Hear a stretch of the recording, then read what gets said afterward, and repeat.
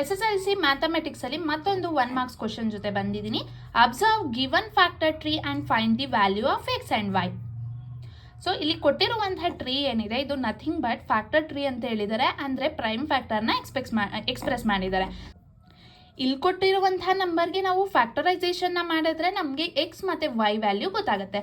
So ಇದಕ್ಕೆ prime factor 2 ಇಂದ divide ಆಗುತ್ತೆ, ಅಗೇನ್ 2 ಇಂದ ಡಿವೈಡ್ ಆಗುತ್ತೆ. ಸೊ ಇವಾಗ ನೋಡಿ ಇಲ್ಲಿ ನಮಗೆ 2 ಮತ್ತು 20 ಅಂತ ಹೇಳಿದರು. ಫಸ್ಟು 2 ಇಂದ ಡಿವೈಡ್ ಮಾಡಿದಾಗ 20 ಬಂತು. ಈಗ ಇಲ್ಲಿ ಯಾವ ವ್ಯಾಲ್ಯೂ ಅಂತ ಗೊತ್ತಿಲ್ಲ, ಬಟ್ ನಾವು 2 ಇಂದ ಡಿವೈಡ್ ಆದಾಗ ಇಲ್ಲಿ 10 ಬರ್ತಿದೆ, ಇಲ್ಲಿ 10 ಇದೆ. ಹಾಗಂದಮೇಲೆ ಏನಾಗಿರುತ್ತೆ, ಎಕ್ಸ್ ವ್ಯಾಲ್ಯೂ 2 ಆಗಿರುತ್ತೆ.